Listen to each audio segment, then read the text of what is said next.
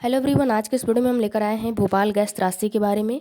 और जो ये उड़ीसा में महाचक्रवात जो आया था उसके बारे में जानेंगे, और जो कि काफ़ी महत्वपूर्ण टॉपिक होने वाला है आपदा प्रबंधन के। आप अगर एमए के स्टूडेंट हो या बीए के स्टूडेंट हो, तो अगर आपका भूगोल सब्जेक्ट है तो आपको जाहिर सी बात है कि आपदा प्रबंधन आपको पढ़ना ही है। ठीक है, तो आप उसमें लिखते हो जैसे कि की प्रकार है ना। तो आपदा के प्रकार जैसे कि उत्पत्ति के आधार पे दो होते हैं। कौन कौन से होते हैं? प्राकृतिक रूप से, और आपका क्या होता है कि एक मानवकृत के रूप से। ठीक है, तो ये मानवकृत आपदा है भोपाल गैस त्रासदी, और उड़ीसा का महाचक्रवात, असम में बाढ़, और ये आपका एक फ़िलहाल में हुई मुंबई के स्थानीय रेलवे में बम विस्फोट। तो वो दोनों के लिए असम का जो बाढ़ है वो, और ये दोनों जो है नेक्स्ट वाली वीडियो में हम कवर करेंगे। फ़िलहाल अभी इसमें हम यही भोपाल गैस त्रासदी और उड़ीसा का जो चक्रवात है उसके बारे में हम जानेंगे। तो चलिए वीडियो को शुरू करते हैं, और अभी तक मेरे चैनल से नहीं जुड़े हैं तो जल्दी से जुड़ जाइए, बहुत महत्वपूर्ण टॉपिक होने वाला है। तो किस तरह से आप एग्जाम में आप लिखोगे कि आपदा दो प्रकार की होती हैं, कौन कौन से? प्राकृतिक आपदा और मानवकृत आपदा। और मानवकृत आपदा में आपको ये उदाहरण आपको देना है। ठीक है, आप इसको आपको उसमें नोट करना है। बहुत अच्छे नंबर मिलते हैं अगर आप इस चीज़ को मतलब लिखते हैं उसमें, तो क्योंकि मानवकृत का ये बहुत मानवकृत आपदा का बहुत बड़ा ये उदाहरण आता है भोपाल गैस त्रासदी, जो कि 1984 में हुआ था। तो चलिए वीडियो को शुरू करते हैं। तो देखिए, मध्य प्रदेश के भोपाल शहर में 3 दिसंबर में, ठीक है ना, कब हुआ? 3 दिसंबर में 1984 को एक अत्यंत भीषण दुर्घटना घटित हुई। यह दुर्घटना का जो है कि कंपनी जो नाम था यूनियन कार्बाइड फैक्ट्री, जो कि कार्बोलिस नामक कीटनाशक का निर्माण करती है। ये जब 3 दिसंबर 1984 को रात में 11:30 पर ये फैक्ट्री में जो जितने भी लोग वहाँ पे कर्मचारी जो काम कर रहे थे, तो उन्होंने अनुभव किया कि किसी स्थान से मैथिल आइसोनाइट, ठीक, देखिए, मैथिल आइसोनाइट जो है कि जो कर्मचारी हैं उन्होंने ये अनुभव किया कि मैथिल आइसोनाइट जो है वो नामक विषैली जो गैस है उसका कहीं न कहीं से रिसाव हो रहा है, मतलब निकल रहा है। और इसे जो है कि व्यवस्थित होकर फैक्ट्री के कर्मचारी क्या करने लगे? इधर उधर भागने लगे। फैक्ट्री के एक कर्मचारी को 50 फीट ऊंचे एक स्थल से पीलापन जो है कि लिए हुए सफ़ेद गैस निकलती हुई दिखाई पड़ी। और वो जो कर्मचारी था एमआईसी के टैंक में 25 डिग्री तापमान का और 40 पीएसआई का, मतलब यहाँ पे ये है कि पर, है ना, पी क्या है कहाँ आगे, हाँ, पीएसआई का मतलब ये होता है कि पाउंड पर स्क्वायर इंच, है ना। तो वहाँ पे जो 40 पर पाउंड पर स्क्वायर इंच का दबाव नोट किया। कौन? उस कर्मचारी ने। उसके बाद वह एमआईसी टैंक पर चढ़ा तो उसे टैंक के अंदर से तेज़ी से उबलते हुए पानी जैसे ध्वनि सुनाई दी, और टैंक भी काफ़ी गर्म हो रहा था। देखिए, जिसको लग रहा होगा कि मैं बहुत धीरे धीरे मतलब पढ़ रही हूँ, तो आपको स्पीड जाके सेटिंग से वहाँ से बढ़ा लेंगे। ठीक है, फिलहाल मैं अभी धीरे ही धीरे पढ़ूंगी क्योंकि मुझे भी जुकाम हुआ है, तो इस वजह से।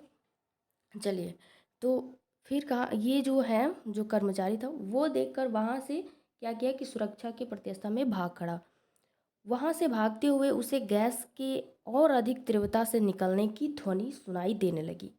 इस विषैली गैस का रिसाव इतना अधिक था कि संयंत्र के ऊपर सफ़ेद बादल जैसा कि धुआं छा गया। ये बादल बढ़ते बढ़ते शहर की आबादी की ओर बढ़ने लगा, है ना। इस समय गैस का जो दबाव है वो 55, है ना, 55 पाउंड पर सेकेंड इंच तक पहुंच चुका था। टैंक का सुरक्षा वाल्व खुला चुका था, और वो रिसने वाली विषैली गैस जो एमआईसी गैस थी, उसी दौरान संयंत्र के सुपरवाइजर ने गैस रिसने वाले स्थान पर पानी छिड़कने का आदेश दिया। लेकिन पानी की धार गैस रिसाव के स्थल तक नहीं पहुंच पाई क्योंकि वो काफ़ी ऊंचा था।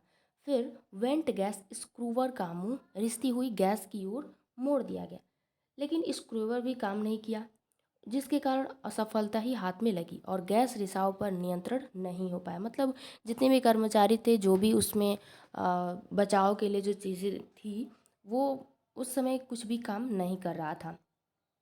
फिर 4 दिसंबर की रात्रि में, है ना, 3 तारीख 11:30 पे तो रिसाव शुरू हुआ था, लेकिन अब 4 दिसंबर की रात्रि में 1 बजे, है ना, रात्रि की बात कर रहा है, 1 बजे रसायन जो है कि सॉरी सायरन, है ना, सायरन होता है उसमें, कंपनीज में सायरन लगा होता है, वो जो बजता है तो उसे जो जितने भी कर्मचारी हैं उनको पता चल जाता है कि नहीं अब टाइम हो गया है ना, लंच होता है तो बजता है, और छुट्टी भी होता है तो भी बजता है, तो सायरन होता है, ठीक है, जो कि बजता है।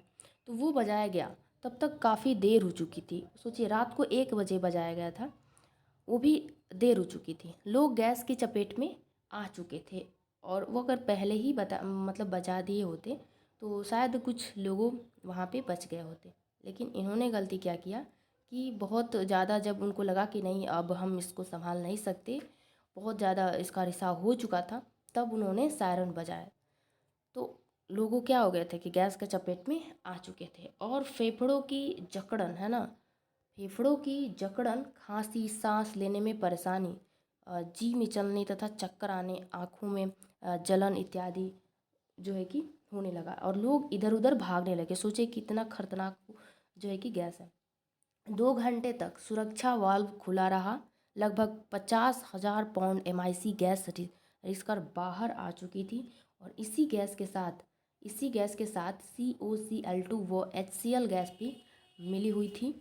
लगभग 2 बजे जब टैंक दाबकर जो है कि घटकर 40, है ना, 40 पाउंड पर स्क्वायर जो है कि स्क्वायर इंच से कम हो गया, तो उस समय सुरक्षा वाल्व स्वतः ही बंद हो गया, है ना, इस पे आके इस ताप पे बंद हो गया। 3 बजे, है ना, फिर 3 बजा, फैक्ट्री का वर्कर जो मैनेजर था जब फैक्ट्री में पहुंचा तो उसने दोबारा चेतावनी सायरन बजवाया, लेकिन तब तक काफ़ी देर हो चुकी थी। सैकड़ों लोग काल के ग्रास में क्या हो गए थे, ग्रास बन चुके थे, जहां हजारों लोगों की मौत जो है कि जो आसपास के जो जितने लोग थे उनको काफ़ी दिक्कतें हुई, और हजारों लोगों की मौत हो चुकी थी। और ये भी आंकड़ा ये सही नहीं है कि मतलब वहाँ पे भोपाल गैस त्रासदी में बहुत सारे, कम से कम 10,000 लोगों का मृत्यु हुआ था, लेकिन इस चीज़ को छुपाया गया था। चलिए अभी हम आगे जानते हैं, उसके बाद हम फिर इसके बारे में हम डिस्कस करेंगे।